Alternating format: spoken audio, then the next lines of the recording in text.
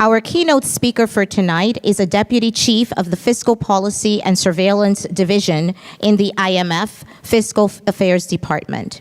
After obtaining a PhD in International Economics from the Graduate Institute of International Studies in Geneva, he joined the IMF in 2000, working mainly in the Fiscal Affairs and Research departments.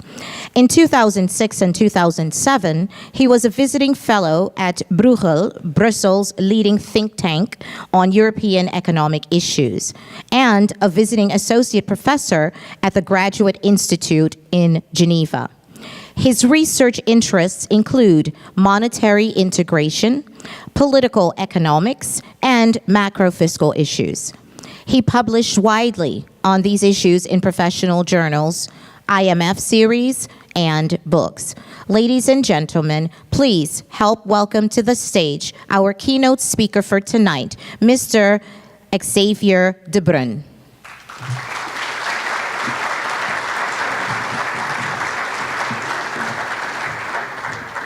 Thank you so much. Thank you.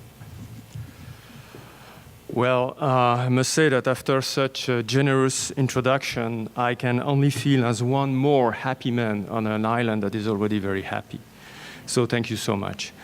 Good evening, Governor Ofunyo, President of the Parliament, Ministers of the Cabinet, honorable members of Parliament, and all distinguished guests. It's a genuine pleasure for me to be here tonight, and I first would like to thank very much the Aruba Chamber of Commerce for its kind invitation and its incredible hospitality. It's indeed good to be back to Aruba. The first time was about a year ago, and it was in an official capacity as a staff member of the International Monetary Fund. And believe it or not, I know it's hard to believe, but believe it or not, I could not leave my suit to even put a toe on the beach.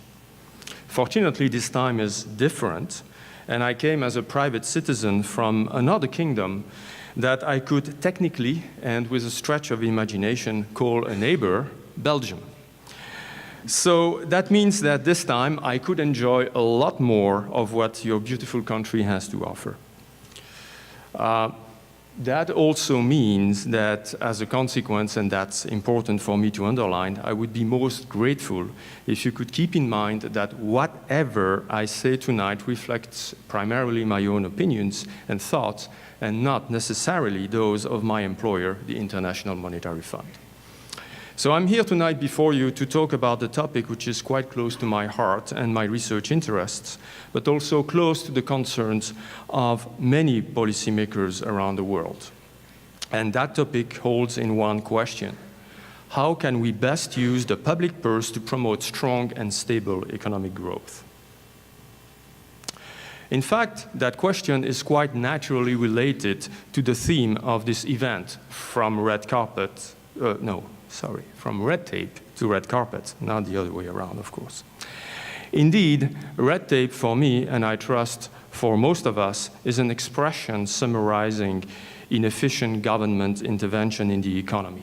And that includes wasteful spending, taxation that discourages work and investment, and unnecessarily cumbersome regulation of economic activities. And what I want to share with you tonight is the result of recent economic research at the IMF and elsewhere, suggesting that countries that undertook deep fiscal reforms got rewarded with additional economic growth over the medium-long term.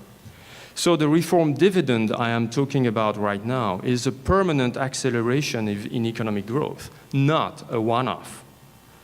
If you want a number, I'd say that it is not unrealistic to expect about 1 full percentage point of additional growth per year. Yes, that means a real gross domestic product, real GDP, that would be 10% higher after 10 years of the reform and more than 22% higher after 20 years of the reform. That's not a small number for just a generation. Thus, my message tonight, based on that extensive evidence for a broad sample of countries, is that a well-run budget can foster growth and contribute to public debt sustainability. But why are researchers so interested in what better fiscal policy can do for growth? it seems increasingly clear that the global economic and financial crisis of 2008 and 2009 has left permanent scars on national economies around the world. You see on the left-hand chart that many countries have struggled and are still struggling to match their pre-crisis GDP levels. And that looking forward, this is the right-hand chart, both the output level and its growth rate will likely remain below what was envisaged just before the global financial crisis. Aruba is, of course, no exception, and the crisis-related pain was only compounded by the additional 8 percentage point of GDP loss related to the closure of the Valero refinery. The result of all this is greater awareness to better explore all available instruments, policy instruments, to encourage economic activity and growth. What we found in our research is that well-run budgets could usefully be part of a successful growth strategy. But what do we mean by a well-run budget? What should we expect a government that cares about economic growth to do? The research we did in the IMF Fiscal Affairs Department used a broad sample of IMF members to try to answer those questions. Our results point to 3 broad lessons, which the rest of my speech will quickly illustrate. First, the government budget should stabilize the economy. In other words, deficit should normally rise to offset bad shocks because lower taxes and higher public spending temporarily boost activities. But deficits should contract and turn into surpluses when growth is at or above the economy's potential.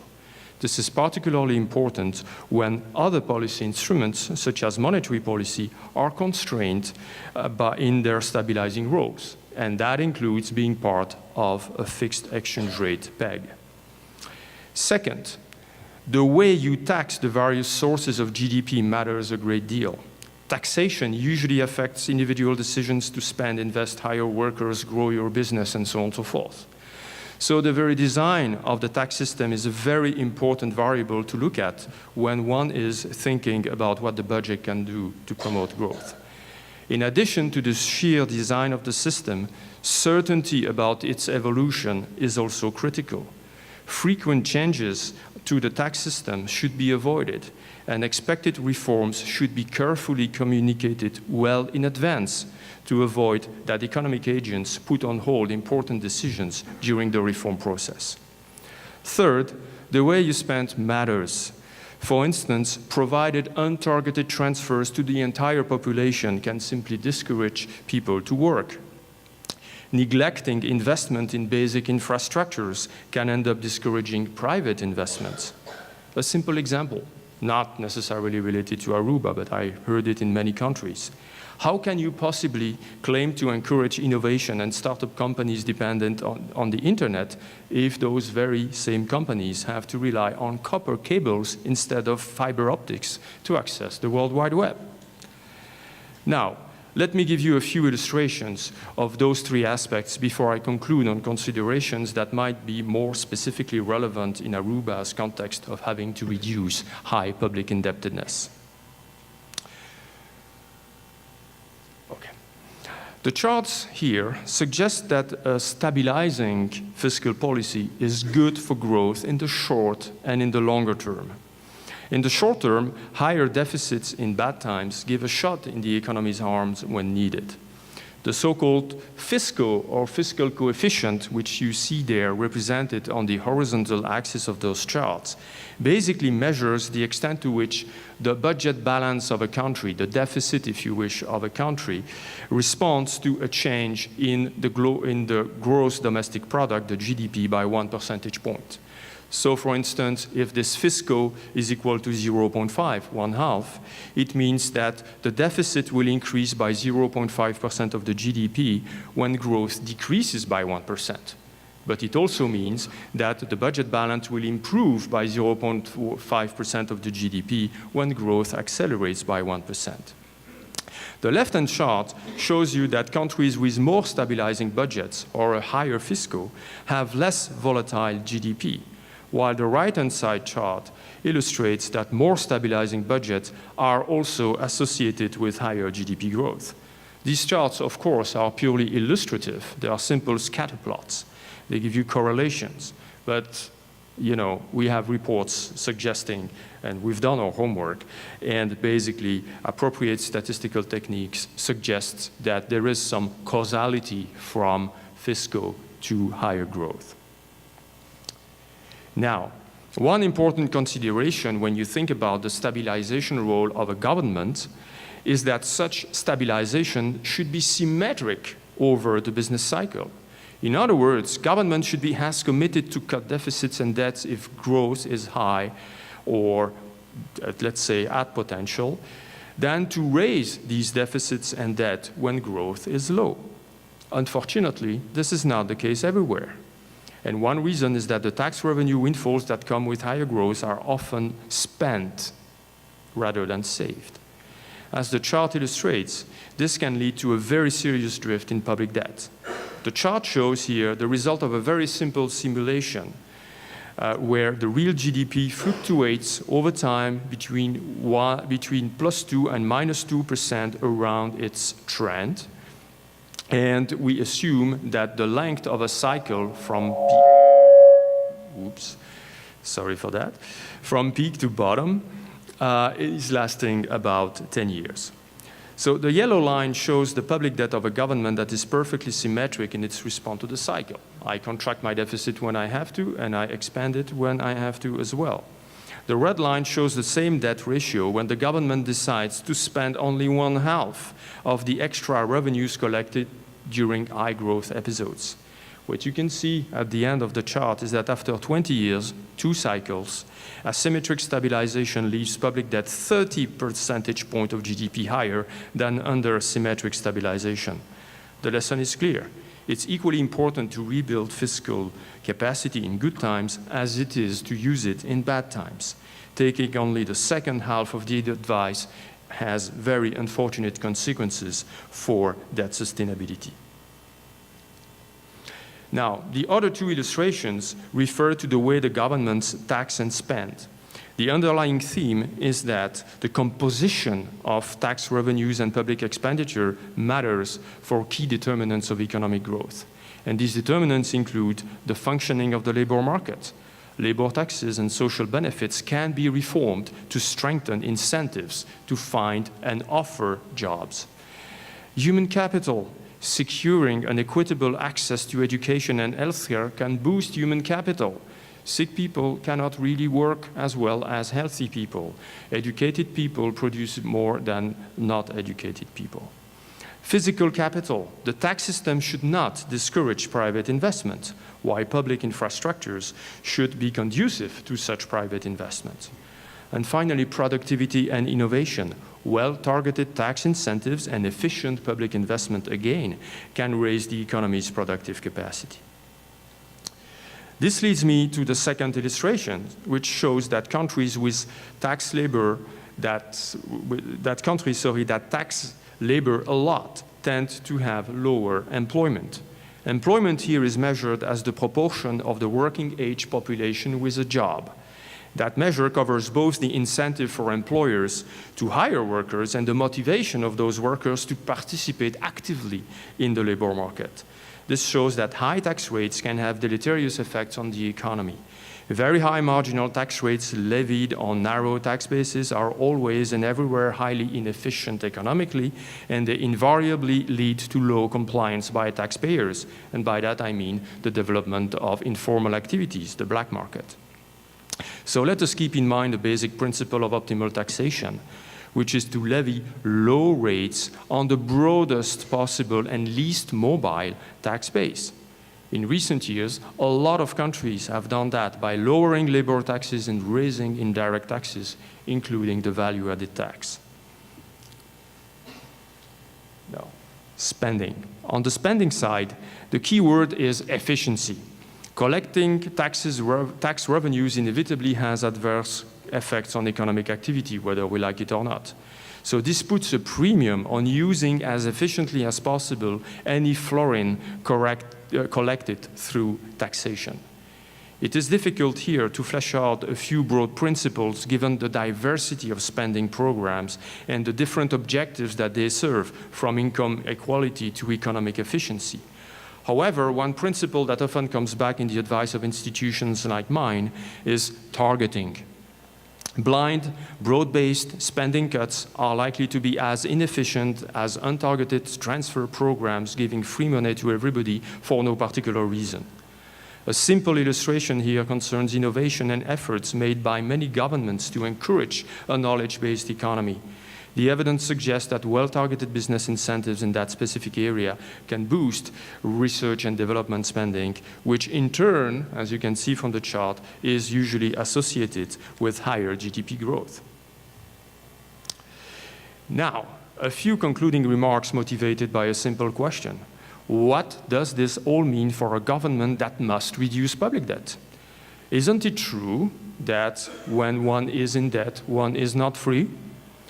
Public debt is obviously a constraint. It makes decisions more difficult because you cannot spread the cost of short-term costs of certain policies over the future generations, even though those future generations would be the main beneficiaries of these tough measures that we take now and should be expected to contribute a bit by repaying the public debt that we accumulate now. However, I would argue that the obligation to reduce public indebtedness makes the case for a deliberately growth-friendly budget even more compelling. Reducing the debt to GDP ratio is also about boosting the GDP, not just cutting the debt. This is why untargeted austerity can be self-defeating, as argued by many, from Paul Krugman to, believe it or not, the IMF itself. So we should be lucid. The chances of achieving a steady reduction in public debt are much higher if it is done in a way that promotes economic growth. This, in turn, in my view, can be translated into three principles of action. The first is that the adjustment should be as gradual as possible to minimize the inevitable short-term drag of deficit reduction on growth. Second, the deficit reduction plan should be part of a consistent strategy to make the budget more growth-friendly. This is what we talked about. And last but not least, the commitment to the plan should not be put in doubt. And that's the toughest part to achieve. In other words, the strategy that we put forward must be credible.